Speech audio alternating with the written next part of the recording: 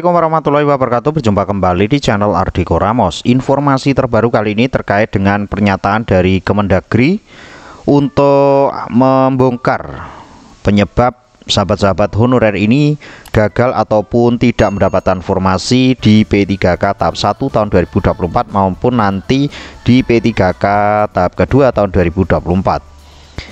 Setelah Menpan RB, BKN maupun dari Kemendagri ya, itu mengusahakan agar nanti bisa mendapatkan formasi untuk sahabat-sahabat honorer ini, namun ada beberapa kendala dan akhirnya dibongkar oleh Kemendagri. Berikut untuk ulasan lengkapnya. Informasi ini kita kutip dari berbagai sumber ya sahabat-sahabat, termasuk dari salah satu Instagram Pak Deddy Yusuf. Dengan judul Mendagri Tito Karnavian bongkar tabiat kepala daerah, biang honorer gagal jadi P3K 2025.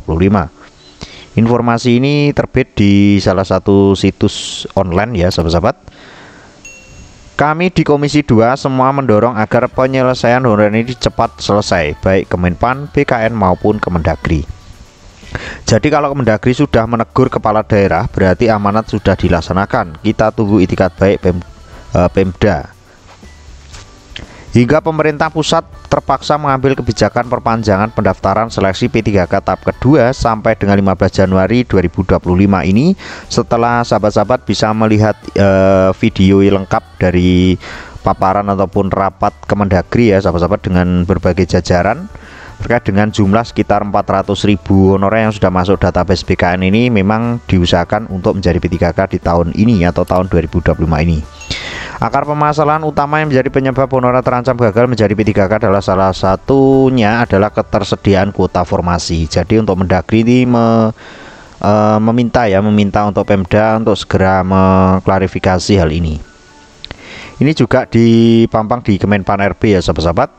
Imbauan kepada para instansi pemerintah, yuk segera lakukan konfirmasi data tenaga non-ASN di instansi masing-masing agar para tenaga non-ASN bisa mendaftar dan mengikuti seleksi P3K tahap kedua. Keterlibatan aktif instansi pemerintah dan tenaga non-ASN akan sangat membantu menyelesaikan tenaga non-ASN ini. Ini ada pertanyaan, apakah akan ada seleksi CPNS 2025? Ini belum nyambung ya. Instansi pemerintah diminta segera konfirmasi data tenaga non-ASN. Ini adalah salah satu penyebabnya 1,7 juta tenaga non-ASN yang masuk database pendataan atau harus dilakukan penataan.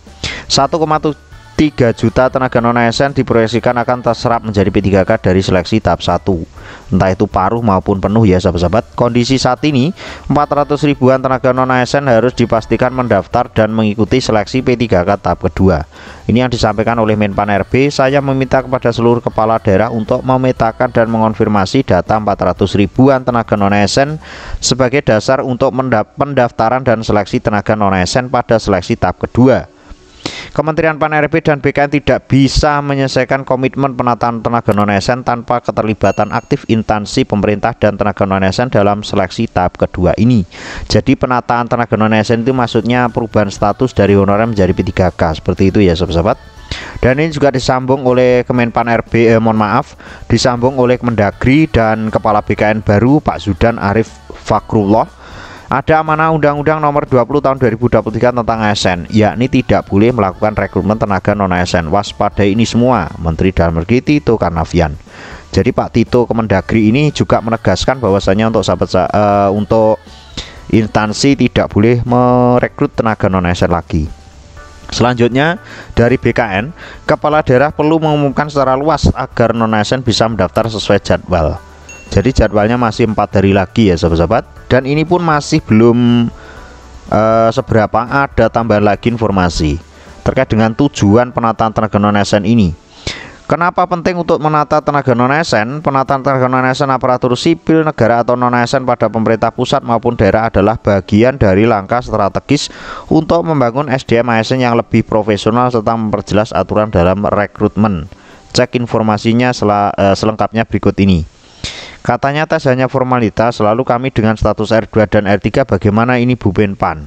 Kalau untuk status R2 R3 tanpa L itu kan sudah kita jelaskan di video ya sahabat-sahabat, sesuai dengan peraturan perundang-undangan, khususnya sesuai dengan Permenpan RB, itu akan diusulkan menjadi P3K paruh waktu. Dan pengusulan memang sudah sebagian sudah ada ya sahabat-sahabat, sudah memintakan berapa peserta PPG P3K tahap 1 tahun 2024 yang tidak mendapatkan formasi itu akan diusulkan menjadi P3K paruh waktu dengan persentase sekitar 90% dari jumlah peserta.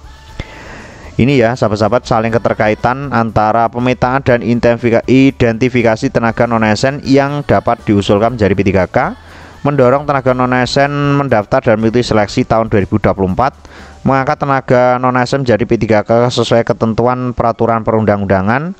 Setelah itu melaksanakan amanat Undang-Undang Nomor 20 Tahun 2023 tentang ASN. Selanjutnya pemenuhan P3K sesuai kebutuhan di lingkungan instansi pemerintah, memperjelas status kepegawaian tenaga non-ASN di lingkungan instansi pemerintah. Jadi ini saling keterkaitan ya sahabat-sahabat, dan ini sudah resmi sesuai dengan peraturan yang sudah didok atau dilakukan. Mudah-mudahan untuk teman-teman yang sudah terdata di database BKN bisa mendaftar di P3K tahap 2 ya tanpa kendala. Jika ada kendala silakan nanti menghubungi instansinya masing-masing. Khususnya untuk teman-teman guru silakan menghubungi dinas pendidikan. Untuk sahabat-sahabat kesehatan ke dinas kesehatan masing-masing. Untuk teknis bisa menuju ke dinas masing-masing di tingkat daerah maupun di tingkat pusat.